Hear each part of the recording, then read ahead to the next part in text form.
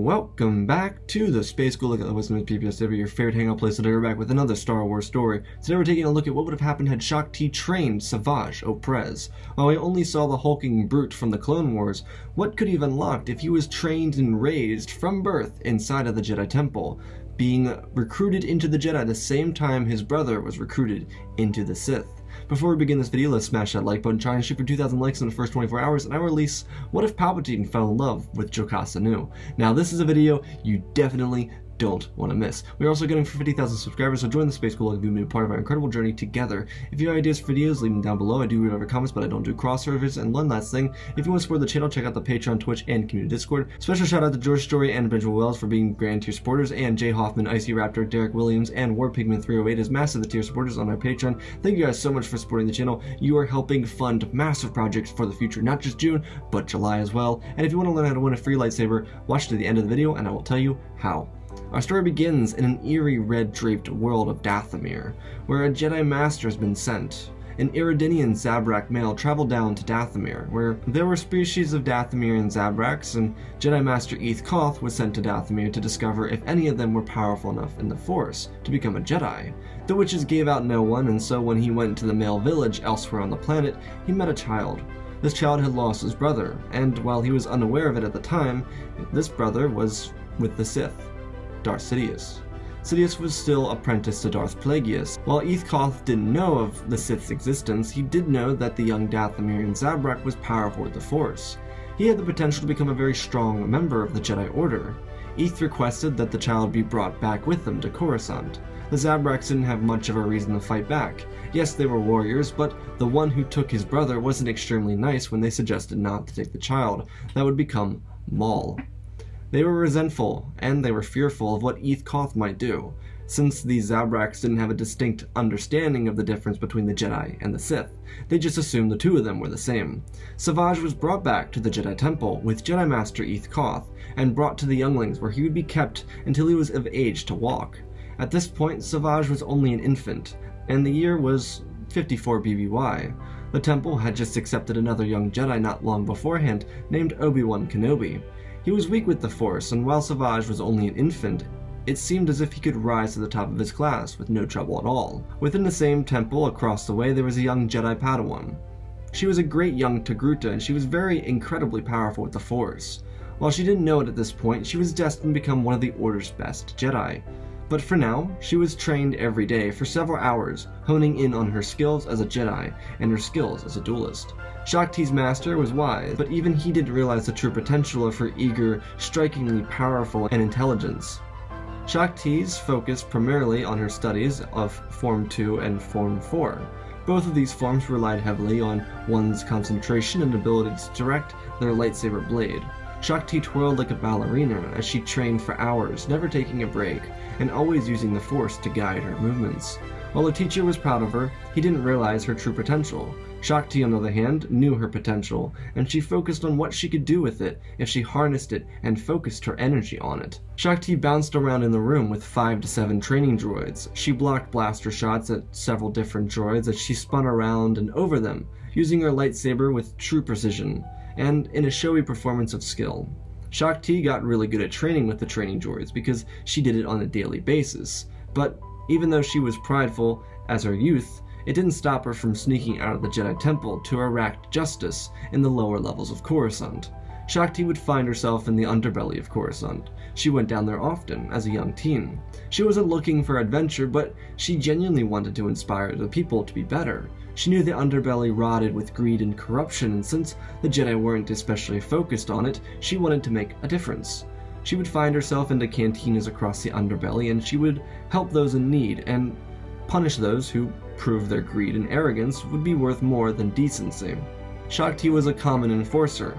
She earned the respect of many, but she kept quiet as she returned back to the Jedi Temple in secrecy from these missions. Shaak Ti also had a lot of defining qualities in her young age. She was greatly loved and respected amongst the younglings and Padawans inside of the Jedi Temple. They all adored her because of her continual kindness and maternal approach to individuals. While she was at this point around 17 or 18, and being the furthest Jedi to being a mother, her persona enraptured the minds of the younglings, Padawans, and even those who were equal or above her rank as a Jedi. Many of the High Council recognized her from a young age. She was incredibly special, and everyone inside the temple knew it, and while her master seemed to be belligerent to it, it didn't stop her from being herself. Years would pass by, and it wouldn't be long for Shaak Ti to become a Jedi Knight. While she herself wasn't ready to take on an apprentice, she was ready to become surrounded by the Jedi's young. She assumed that if she found a natural bond with one of the younger students, she would be able to be a good fit for him or her in their later life. And just as she thought, she was right. It wouldn't take long for Shaak Ti to find herself a Force bond with a young Jedi by the name of Savage Oppress. He was a young Dathomirian Zabrak, and he was quite impressive.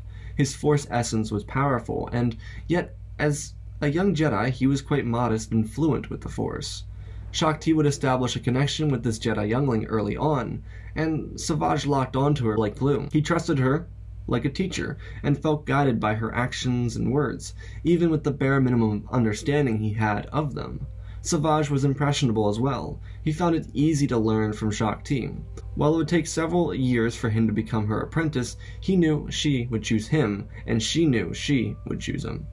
Shaak Ti, in the meantime, would continue to familiarize herself with the ins and outs of what it meant to be a Jedi Master, and what it meant to be a Jedi as a whole, spending several hours inside of the archives learning from and with Jocasta Nu, and spending countless months out on diplomatic missions across the galaxy. She also familiarized herself with Dathomirian men and Iridinians as well, both populations of Zabrak men, and while those on Dathomir prided themselves for their warrior status, it was on Iridonia where she would really understand who the Zabrak people were and how they operated societally. While both planets and species of Zabrak were different, their roots were similar. The Iridinians were not warriors, but peaceful farmers, while Dathomir was full of warriors. At the base, though, their truest and most prominent feature was their loyalty to not just the ones they respected, but to the ones with the most power. Shaak Ti also learned that Zabrak men from Dathomir tend to become very muscular individuals when they become young men in their society, most of which didn't have anything to do with their work ethic or how they worked out. Rather, it mostly had to do with their genetics and how they were naturally built. Shaak Ti also knew that the more muscular the Jedi were, the more reckless they could become with the Force and with the lightsaber. While Shaak Ti wasn't upright or nervous, she wanted to be prolific in her confidence as a teacher when she took Savage under her wing. Shaak Ti inside of the Jedi Temple made it clear to the other knights and masters which Jedi youngling she would like to take under her wing. Though there was another Jedi, a former master, who wanted to train Savage. While it would be a while until the younglings were selected, Jedi Master Qui-Gon Jinn wanted to train the boy, Savage Oppress. While Shaak Ti respected the master's wishes, she informed him that if she was selected to choose first, then she would choose Savage. For Jedi, it was like a raffle. Certain people would get their picks first, and others would get their last picks. At the moment, it was unknown. It wouldn't be until the younglings were ready to become Padawans where they would be selected by their future masters. While all during the same time, Savage sat comfortably with his class. He was in a class with another Jedi named Obi-Wan Kenobi, who struggled quite a bit. Obi-Wan was weak when it came to Force essence, and he tried his absolute hardest and his best to succeed. While others like Savage could glide by without challenge, Obi-Wan's dedication to the Force and his abilities was impressive to the rest of the class. Their time growing up would progress for multiple years. Obi-Wan and Savage would also grow into friends as they grew into teenagers together. But the time would come for them to be selected to become Jedi Padawans. Qui-Gon and Shaak Ti were among several masters awaiting their chance to have their first, second, or even third apprentice. For Shaak Ti, this would be her first apprentice. Over the years, she and Savage built their relationship up, and it blossomed. While they still didn't have the master and apprentice bond, young Savage had a maternal figure in Shaak Ti. The time to pick their apprentices came, and Qui-Gon was selected first. Having been a teacher before and already being the rank of Jedi Master, it was likely that he would be chosen before the others. Qui-Gon stepped forward as the first of several Jedi waiting to claim an apprentice. Qui-Gon looked at the Padawans, and then he looked at little Savage, the child he wanted to train. He could feel the immense bond between Savage and Shaak Ti. He knew he couldn't break it, no matter how much he wanted to train the boy. Then he felt the Force twist his head around as he locked eyes with the child who could barely even pass the Padawan trials. Obi-Wan surely would be the last choice in this class. He was dedicated, but he was barely even able to become a Jedi Padawan. Jin saw this as a greater opportunity to test his teaching skills, but also be the guide that Obi-Wan Kenobi clearly needed in his life. Qui-Gon pointed at Kenobi and requested that the boy come with him. He was a bit unmotivated. He thought he'd be the last one to be selected, but being the first selected could mean he had a chance of becoming the Jedi that he wanted to become. He ran over to Qui-Gon, who took the young Jedi, and turned, smiling at Shaak Ti as he walked away. Shaak Ti was eventually able to claim Savage Oppress as her first student. Savage was incredibly excited to have her as his master. Of course, he didn't know how hard she would make it for him, though. He thought it would be a cakewalk, but in reality, she would make him work harder than he ever worked in his life. Shaak Ti was a brilliant young Jedi, and while she was approaching her late 20s, she moved like a younger woman. And though her gowns looked as if she was stiff as a pillar, she was a surprise when she moved like wind in her robes. As was customary, the Padawan and Master would get acquainted, but of course Shaak Ti and Savage didn't need that, so it was up to Shaak Ti what their next and first task would be as Master and Apprentice, and that was going to where she taught Savage the brilliance of lightsaber combat. Shaak Ti brought Savage into a training room where he saw a tall, thinner man, who was aging but not terribly old, with a mostly black beard and black hair. He stood in a thin position as he looked down at the young Zabrak. He spoke to Shaak Ti, saying that he was quite impressive for his age. He was incredibly powerful and a perfect match for a Jedi like her. Shaak Ti smiled. She'd become friends with this man early in her training days, and he was a part of the reason why she was so brilliant with Form 2. Master Dooku looked down at Savage.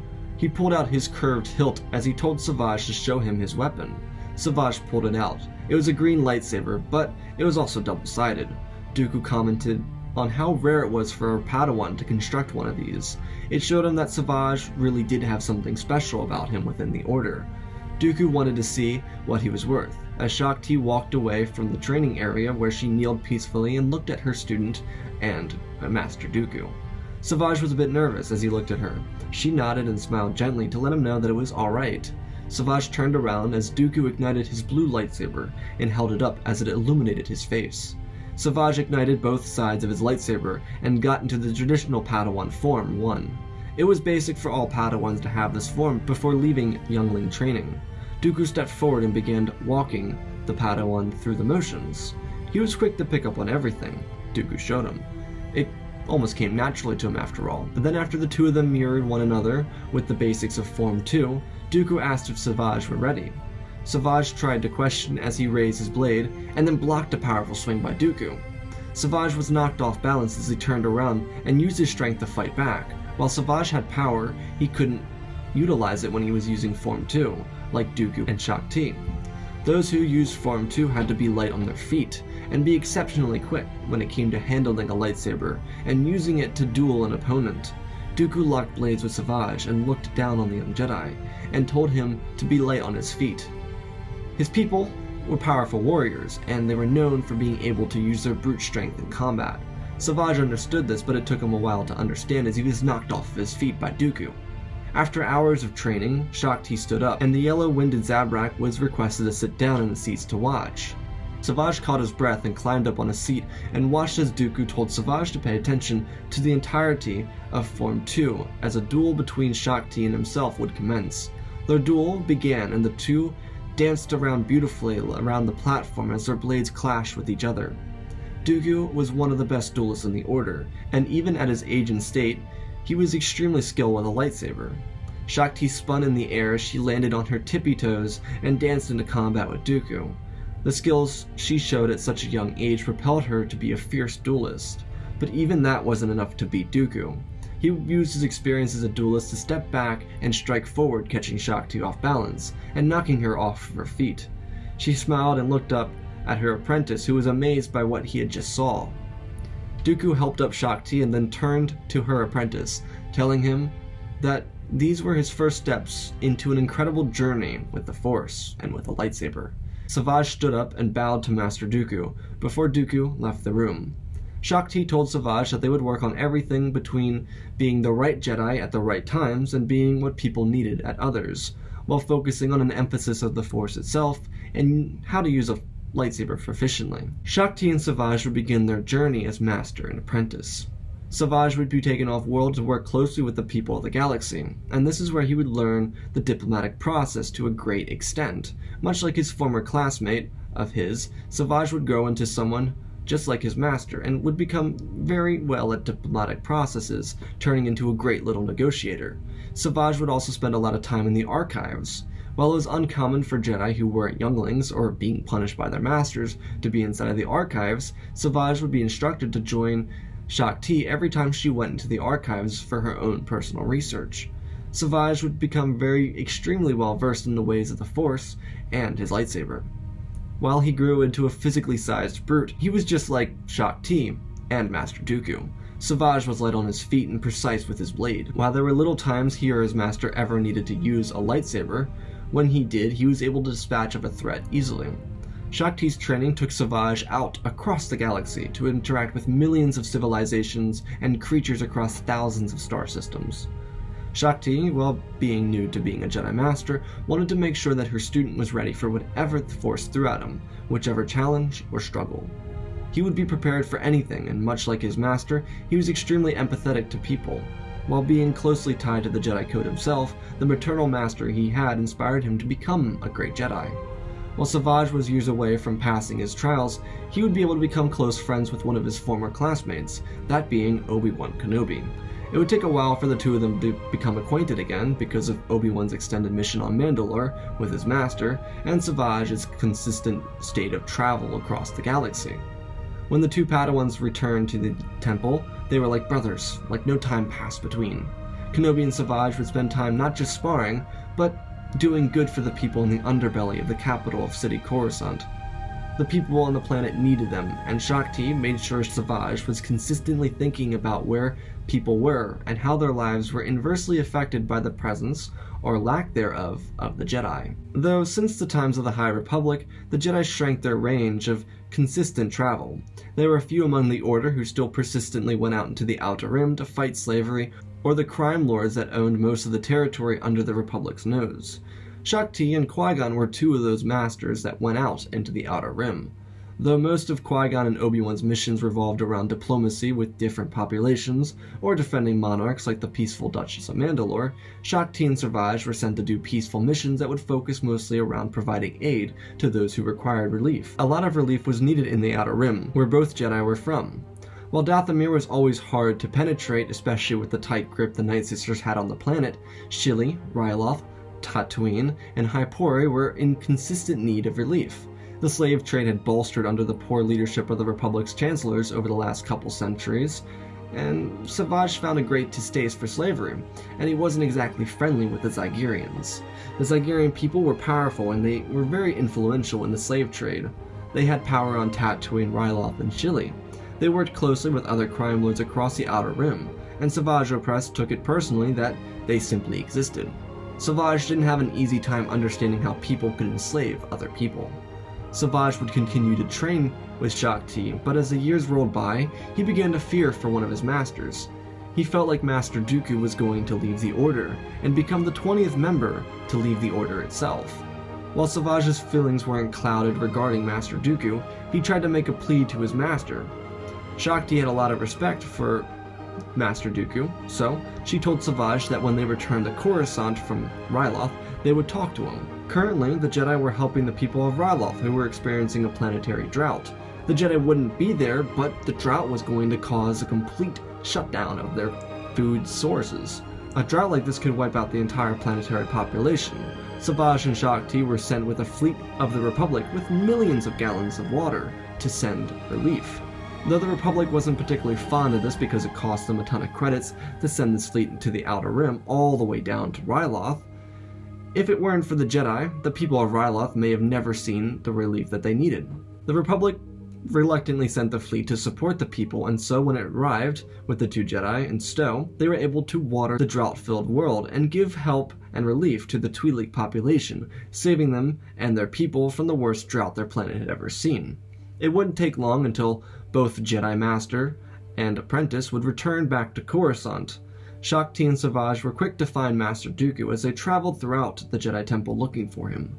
When the two Jedi found Dooku, he looked as if he was going mad. He was impatiently pacing around his small room, and the entire room was packed up as if he was ready to leave. Savage knocked on the door and Dooku allowed him to enter in. Savage walked in first and asked Master Dooku if he was doing alright. Dooku paused his pacing and stared out of a small window that he had. He said that Savage wouldn't understand. Savage didn't take too kindly to this. Shaak Ti walked in and placed her hand on Savage's shoulder, as she said that he would understand if Dooku expressed what was bothering him. Dooku turned around with a hiss in his step as he looked at the Master and apprentice. He said the dogmatic view of the Jedi was suffocating him. He couldn't stand what it was doing. He couldn't believe in the Jedi because of their dogmatic views. Shaak Ti paused and looked at him. She knew he was close friends with people like Qui-Gon and Sifo-Dyas, who were both extremely open-minded individuals within the Order. Shaak Ti then moved around her apprentice to stand between Dooku and Savage, as anyone with such a maternal connection with a child would do. She got in front of Savage and told him that he could be better for the Jedi if he only taught others to use their minds the way he did. Dooku was wise enough to rally star systems. Why wouldn't he try and do the same with the Jedi Order? He could very easily be influential within the Order itself, especially as Master Yoda's final student. Dooku grabbed his beard and whipped his body back around and looked out the window again. He said that the Jedi Council offered him a seat on the High Council. They told him that they wanted him to think about the offer, but Dooku was extremely upset about their offer to him. He made it clear to his master that he didn't believe in their dogmatic view of the Jedi Code and how they interpreted it. Shaak Ti then told him to think about how his actions affected those around him, before she turned around and ushered her student out. Shaak Ti herself was incredibly upset that Dooku snapped at Savage. While Dooku didn't mean to, it wasn't the right move to make in front of someone who protected her Padawan like Shaak Ti did. Savage asked why Dooku was acting as such, and Shaak Ti turned around and kneeled to get closer to his eye level. She explained that some Jedi had an issue with how the code was interpreted. While Dooku was wide-minded, he was only beginning to be influenced by his impatience, not realizing that he could have a voice and use that voice to move the hearts of the Council. Shaak Ti herself was very upset by this. She had respected Master Dooku for the most of her life, and now he was going back on everything he stood for, himself becoming a hypocrite, especially by snapping at Savage. Savage understood to a certain point of view. Sure, there was more that could be understood, but the basics were that Dooku wanted the Jedi to be more open-minded, but Dooku himself, being that he preached by assuming the Jedi couldn't change, was a hypocrite. Shaak Ti told Savage to run along. She would be in her quarters meditating. Shaak Ti would do this after every mission, bringing herself closer and closer to the forest that surrounded her. This time, she would have a vision of the future. It was a yellow and red Zabrak together. One held a yellow blade, while the other held a double-sided blue lightsaber. The two of these Jedi acted like brothers and moved in sync like they'd known each other for millennia. While Shaak Ti subconsciously knew that they were few Zabraks inside of the Jedi Temple, most, if not all of them, except for Savage, were from Iridonia. So the chances of this Jedi was unlikely to have already been inside the temple. Shaak Ti opened her eyes to a knock at her door. She said that whoever it was could come in. It was Master Dooku. He said he just wanted a moment. He didn't want to take up too much of her time. He told her that he thought about what she said to him earlier, and he decided that if he truly believed in the cause, then he would represent the unspoken voice instead of the Jedi Order. She looked up from her meditative position and looked into the eyes of Dooku as he continued, telling her that he accepted the seat on the High Council. While it normally was a huge thing for people to be accepted into the High Council, he wasn't overzealously thrilled by it, let alone thrilled. Dooku told Shaak Ti that he was interested in staying because exclusively she changed his mind. There were other people that he was willing to stay in the Order for, most notably his good friend Sifo-Dyas, his mentor Master Yoda, and his pupil and his pupil's pupil, Qui-Gon and Obi-Wan. Dooku really admired Obi-Wan as well, so with the wishes of someone he really expected, he decided that he should stay in the Order to provide a voice that the Council needed. And while it would take time for the Jedi to separate themselves from the politics of the galaxy, Dooku knew that with voices like Sifo Dyas and his own, maybe they could move the Jedi into a less political atmosphere. Several years would pass by. Savage would be a young man, still a Jedi Padawan like his good friend Obi-Wan Kenobi. Savage had become a true Jedi when it came to the art of combat. He was tight on his feet as he spun majestically like a whirlwind of talent and precision. He would be inside of the Jedi Temple with his master, Shaak Ti, where they would be meditating together, with each other in the temple's garden. They were focusing on the living force that was extremely prominent by the Tree of Life inside of the garden. When the two finished their meditation, they walked away, and they walked down into the temple itself, and it was there where the two of them felt a powerful presence. When they turned their heads and looked around, they saw Qui-Gon, Obi-Wan, and a child. They knew this presence wasn't from Obi-Wan or Qui-Gon, so naturally it had to be the child. How could it not be? There was no way that the child wasn't creating such a power in the Force, but at the same time, was it even possible that a child could be so magnificently powerful within the Force? Shaak Ti and Savage watched as the three of them got into an elevator that took them into the High Council chambers. Savage told his master that he would like to wait here for them to return. He wanted to talk to his friend, Obi-Wan Kenobi. It would be a while, but he finally got a chance to talk to Obi-Wan, who came down from the High Council chambers. A little bit flustered, Savage asked Obi-Wan to walk with him, and so Obi-Wan followed. Savage asked what was bothering him, calling him brother. Obi-Wan looked down as they walked with their robes that glided across the floor, as he said that Master Qui-Gon wanted to replace him with that boy. Sure, Obi-Wan was about to begin his trials, but to a certain extent he felt abandoned by his master. Savage apologized to Obi-Wan, who accepted the apology and told his friend that it wasn't his fault or his responsibility to care for her. It just bothered Obi-Wan that his master could so easily switch up on him, and do it so incredibly fast. It was like Obi-Wan blinked, and the second he stopped blinking, he was replaced by a slave child from Tatooine. Obi-Wan then said something that caught his attention. He saw Shaak Ti walking out to the balcony where the two were located.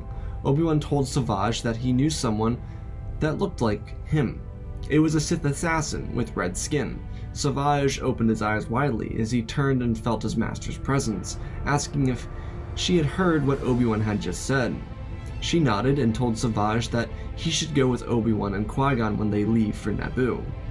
Savage didn't quite understand, but he obeyed his master, and when they saw Qui-Gon walking over from the elevator, the boy was in the council chambers with the rest of the council. Qui-Gon asked if he could speak to Obi-Wan alone for a moment. Savage and Shaak Ti bowed and walked away. Shaak Ti reminded her apprentice of the vision that she had many years ago, about seeing two Dathomirian Zabraks together at last.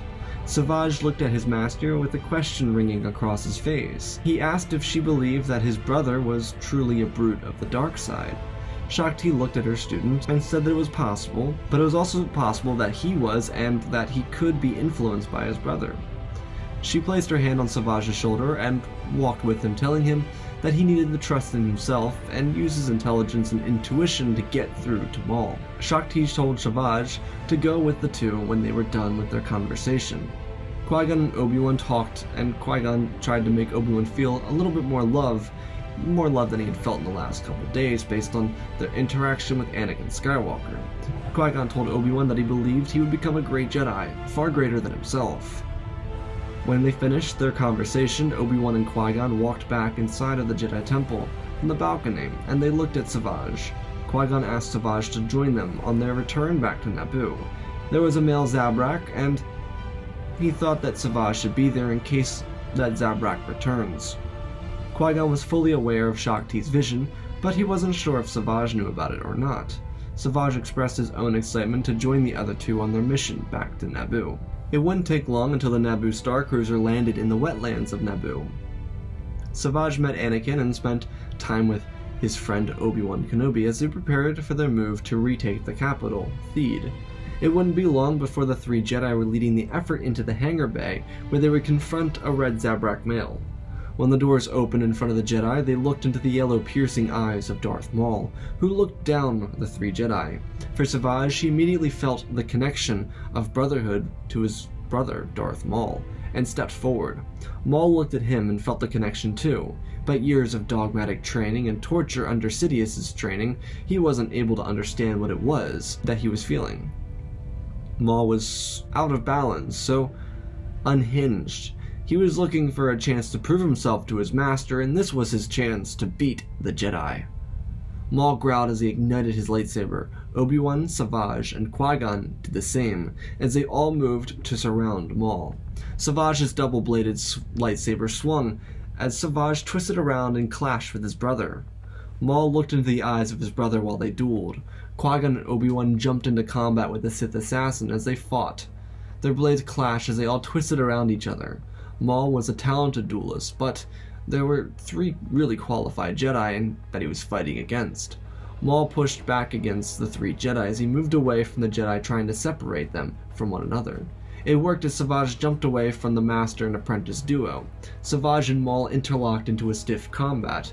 Because both had been trained since they were children, they sat on equal playing field, trading blows back and forth, as each brother tried to seize an advantage with their double-sided lightsabers. With a teacher like Shaak Ti and a dueling instructor like Dooku, Savage pushed the advantage. Maul fell back as Savage danced on his feet softly. For such a muscular young Zabrak, he made Maul feel incapable in comparison. Both brothers were physically strong, but Savage was extremely talented with his lightsaber and strong. Maul tried to resist the fight as he glided his blade back and forth, colliding with Savage until he met blades with Obi-Wan, who shoved him back.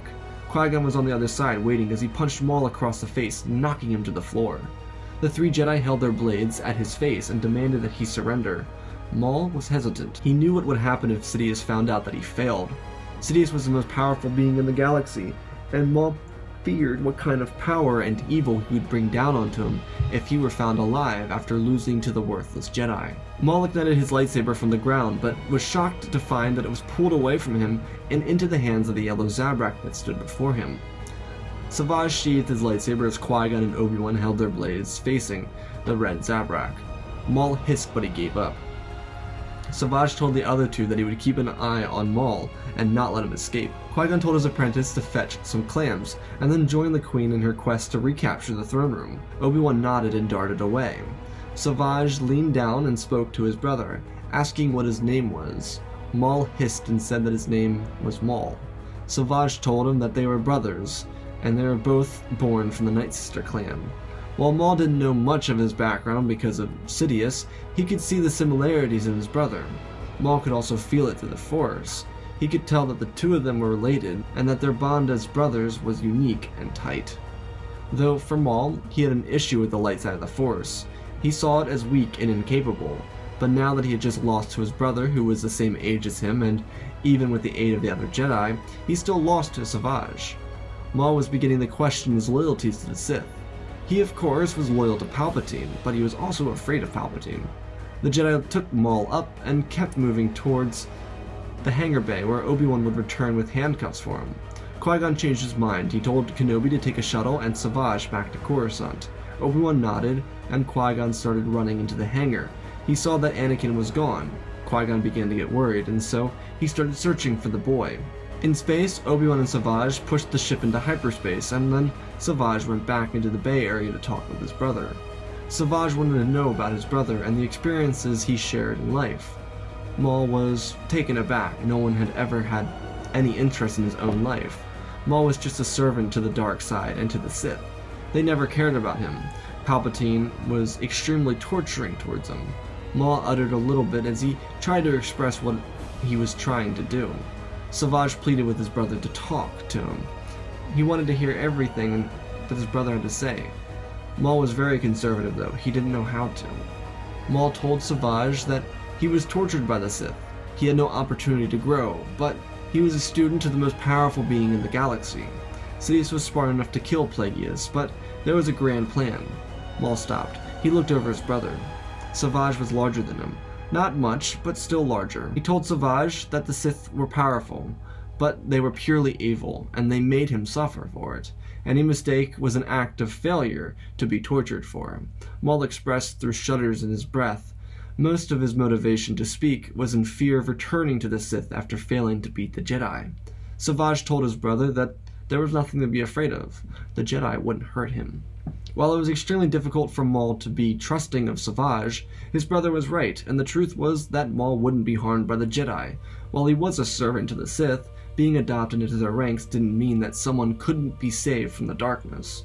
The Jedi Archivist knew of several Sith that turned back on their evil power for the light. Maul would be willing to ask about his brother, who was now piquing his interest. Savage told Maul about the life that was like a mirror to his own, but the only difference was that Shaak Ti didn't torture him, and he was taken care of like he was part of a brethren. Maul felt jealousy creep down his back and into his heart. He was envious of the life that his brother got to enjoy.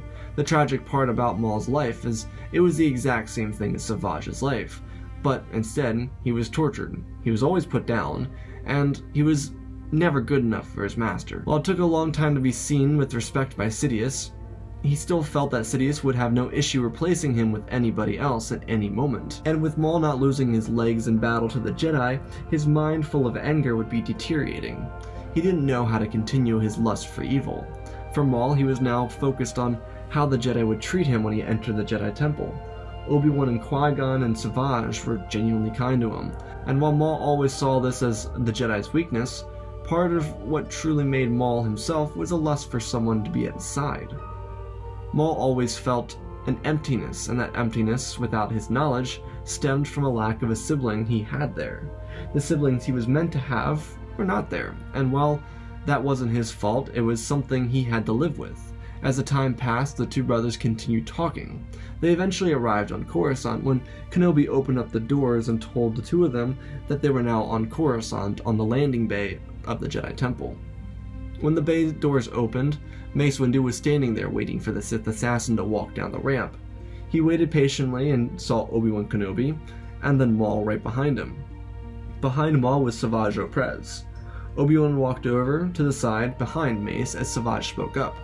He told the Master of the Order that this was one of three brothers. Savage was the eldest, and he told Mace that Maul was his younger brother.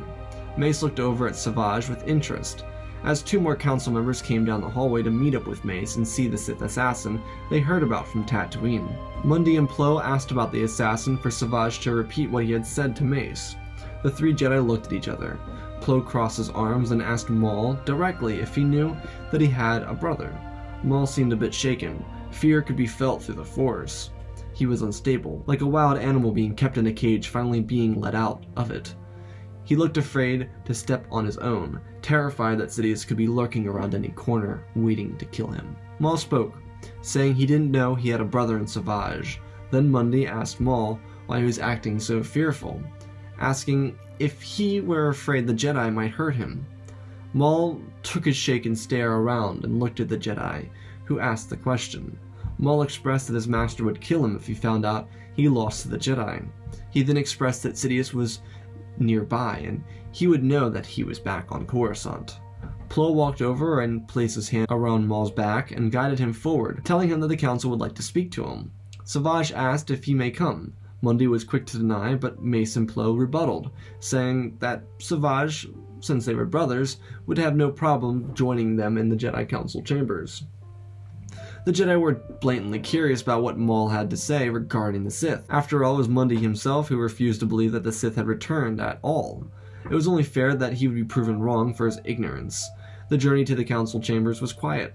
Maul had a lot of looks. His dark robes were especially rare of a sight to see within the Jedi Temple. Many of the Jedi would peek at him, but continue with their lives. Maul felt a certain discomfort, but he didn't feel like he was in any immediate danger. Savage being close made him feel like there was a chance that he would be taken care of by the Jedi, so he didn't fear too much for his own safety. Maul stood before the Jedi Council. He could see Coruscant. He'd seen the city several times, and it was only a day before when he told his master that at last they would have revenge against the Jedi. While it was difficult for him to grasp having a brother, nothing was worse than the fear of facing Sidious after losing his duel. Maul looked at the little green Jedi. There was another one in the room, but the one that sat in front of him sat between the three Jedi who accompanied him to the Jedi Council chambers. Maul looked down and around. Yoda spoke up, asking if Maul had anything he wanted to say. Maul was very tense. He didn't know what this question meant, but he expressed the truth. He said he was interested in reuniting with his brother above all. This was common within the Dathomirian Zabrak society. They were extremely loyal to one another, and it wasn't a hidden fact either. It made perfect sense why Maul would choose Savage over Sidious, though they wanted to know why Maul was so fixated on fear. The Jedi wanted to know more about Maul's interactions with his master and why he was so afraid of him. Maul expressed that his master was the most powerful being in the galaxy, with a plan for the downfall of the Jedi Order. He was still looking for an agent to carry out part of his plans.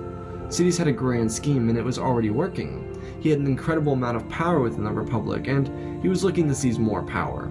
Though Maul didn't know much else, he knew that Sidious's master was in danger of being killed by his pupil, and that Sidious would rise to become the one true Sith Lord in the galaxy. Sifo-Dyas and Dooku looked at one another, and then back to Maul. When Sifo-Dyas asked Maul where his master was, Maul turned his head around, looking over Savage's shoulder, telling the Jedi Master that he was here on Coruscant. Maul trembled as chills ran down his back and his spine. He could feel his master. He wasn't far away. Maul turned back to Master Yoda, who rubbed his chin. Yoda asked Maul if he would lead them to the location. Maul expressed that he didn't want to be hurt. While it seemed selfish, as someone who was tied up and beaten like a savage animal, Maul was absolutely terrified of Sidious. All his master had to do was raise his hands, and Maul would yield. Yoda asked Maul if he had any intention of leaving the dark side behind. Maul stuttered for a moment. He hadn't thought about it. He then said if they killed his master, he would consider joining the light to be with his brother. The Jedi looked at each other and then back to Maul when he said that Sidious was the newly elected Chancellor of the Republic. He was likely inside of one of two places, one of them being his Republic housing unit, and the other being the Sith lair on the far side of the Coruscant, in the industrial sector. The council, without a second of hesitation, rose to their feet. Mace told the two brothers to stay within the council chambers until they returned. If the Jedi were to survive, they needed to act fast. The brothers would stay with Oppo Rancis until the others returned. Mace told the Jedi to split up. He would take Masters Plo Koon, Depa Bilba, Saesee Tiin, and Even Peel. Yoda, on the other hand, would take Masters Eeth Koth, Ki-Adi-Mundi, Yaddle, Sifo-Dyas, and Dooku. The two groups of Jedi Masters split up. Maul looked at them. He didn't know if the Jedi would be able to take on his master, but Oppo and Savage reassured him that these Jedi were the best the Order had to offer. Both groups of Jedi split up.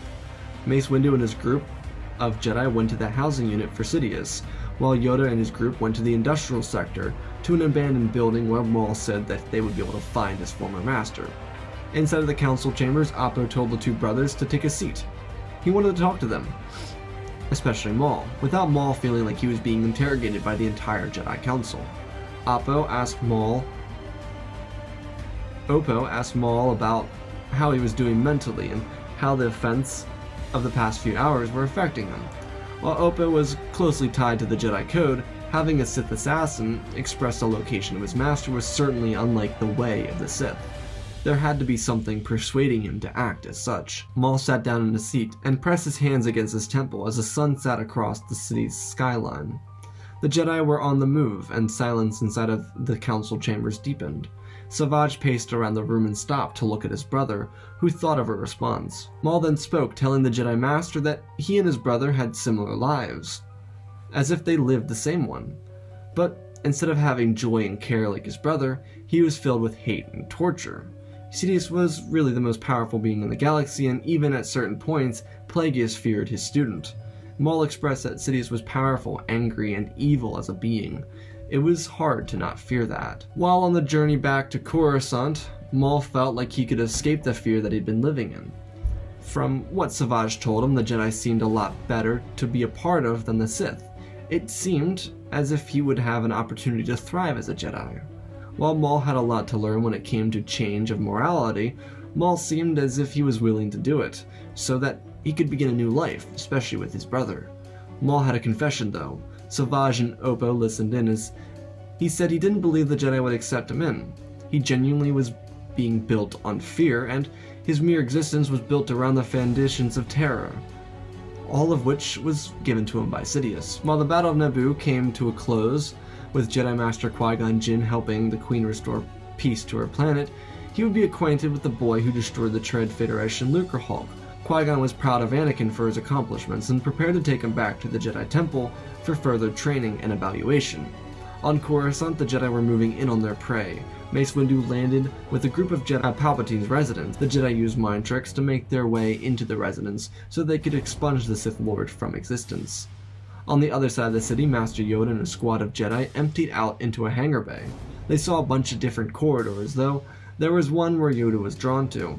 Sifo Dyas, Dooku, and Mundi took the lead, while Yaddle and Yoda followed closely behind as Eth Koth watched the back. They moved in with precision as a team. Inside of the Chancellor's residence, Windu split up with his former apprentice, Depa Bibilla, as the two of them went upstairs. Plo Koon and Stacey Tin would take the lower levels, while Master Peel would guard the exit to make sure that Sidious didn't try and make an escape. Everything was silent in both locations. All that could be heard were the footsteps of Jedi Masters. Silence rang out until a lightsaber shot out of the darkness, and multiple lightsabers ignited to fight it off.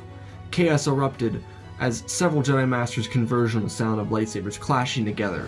It had been a millennia since the Jedi Council was engaged in combat with the Sith, especially a Sith Lord. Sidious's blade moved with precision as it tried to strike at the heart of the first Jedi slain in decades by the hands of a Sith Lord.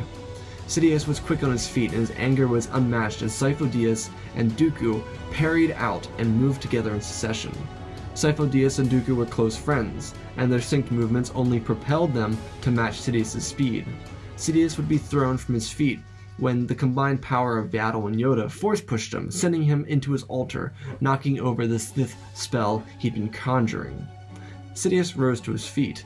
He looked down at several Jedi Masters. He was sizing each of them up. There were some weak ones, but there were others who were fine duelists. Dooku was able to defend himself from Sidious's quick attack.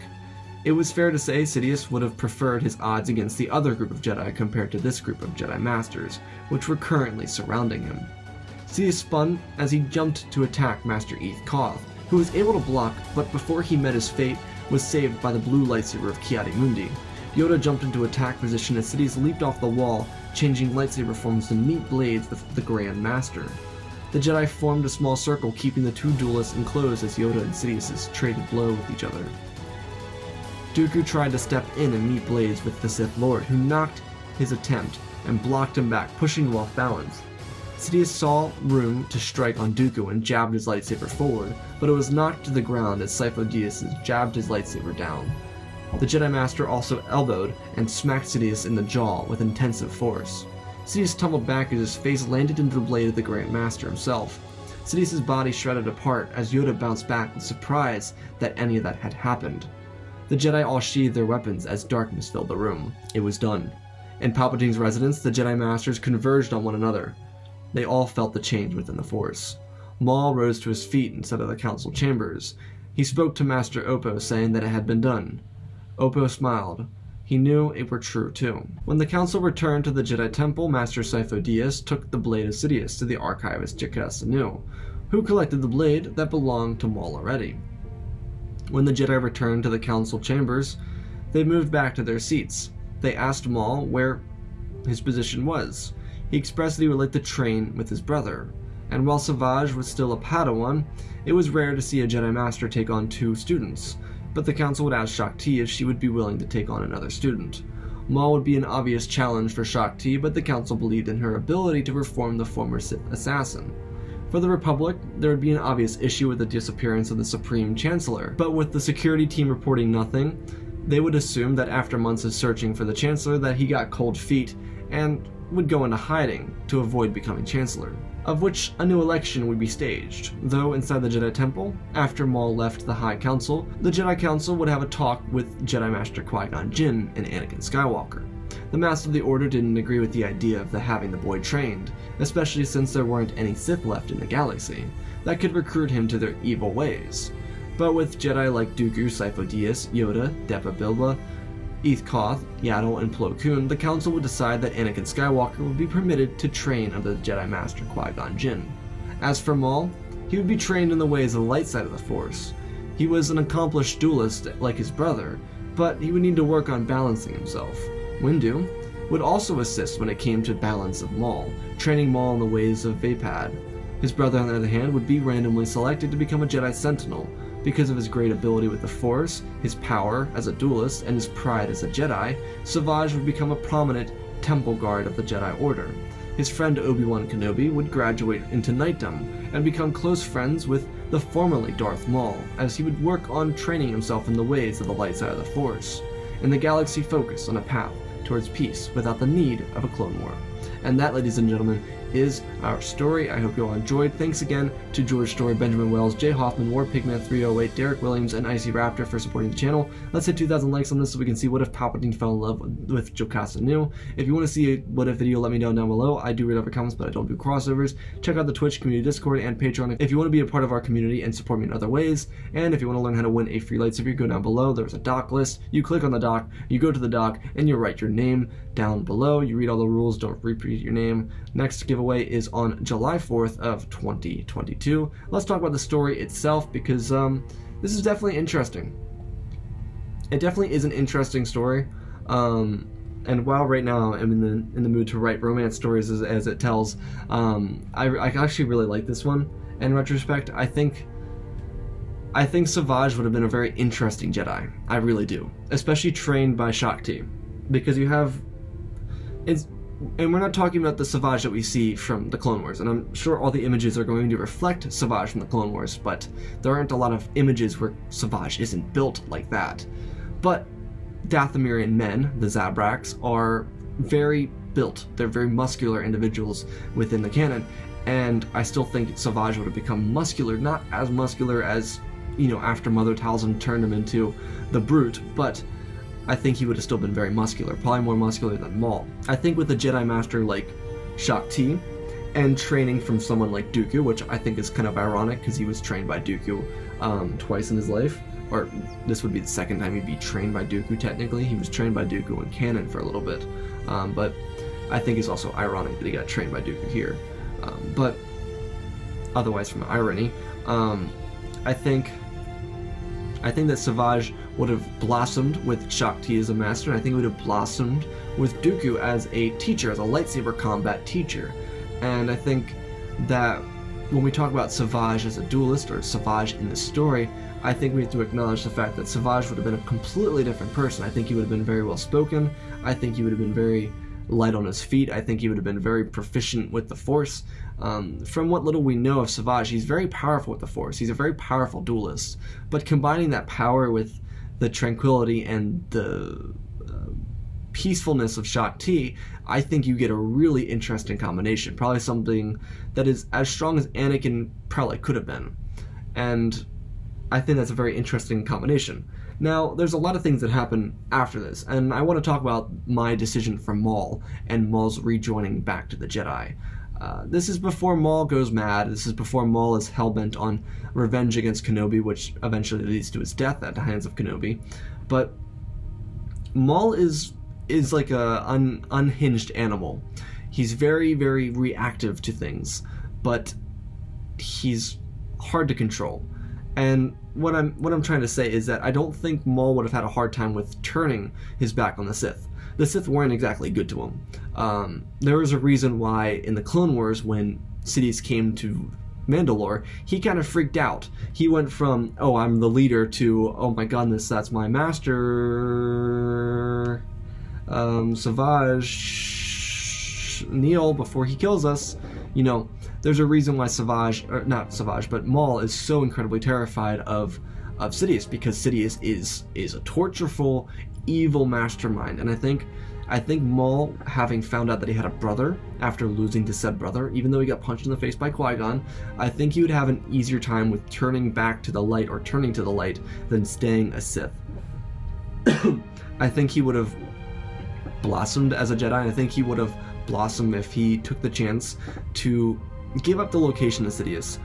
I'm always looking for new ways to kill Sidious, and I thought this one was definitely an interesting one. Having Dooku, Sifo Dyas, Yoda, Yaddle, Ethkoth, and Ki-Adi-Mundi be part of Sidious's death is something that was really fun, because that's a group of Jedi you never see together.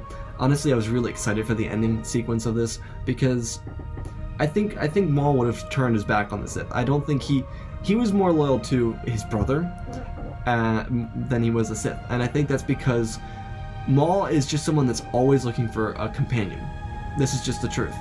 He looked for a companion, so he found Savage. He found it, or his brother found him, but he rejoiced in having someone to be with him. Maul is always alone. He's always alone. He doesn't have anybody by his side, so he had Savage. He found Savage. And then as we move on from Clone Wars into Rebels, he was trying to get Ezra. And I think it's because Maul just deep down wants someone to be by his side. And whether that might be me looking too deeply into it, I think the truth is that Darth Maul wants a companion. Not a romantic partner, but a companion, a friend, if you will. Someone that'll be by his side, someone that'll back him up, and someone that'll learn from him. He wants to be a teacher. He wants to be the wise one. And I think in the story, he kind of realizes that he has to take a seat and learn the ways of the Jedi so that he can reach that companionship that he's longed for. And I use very specific wording to try and highlight that need for Maul. And that specific wording was that feeling that he felt that wasn't there. You know, feeling like there was something that should be there, but it wasn't, and not knowing what that was. And that was Savage. He wanted to have a brother by his side, but he didn't know how, or didn't know why he wanted that. And again, this all ties back to the Zabraks of Dathomir, the men of Dathomir, because they are very tribalistic men, but they're also very united because the Night Sisters pick on them. So they're like the younger siblings, and they're trying to rally against their older siblings, but because older siblings are older siblings, they still lose.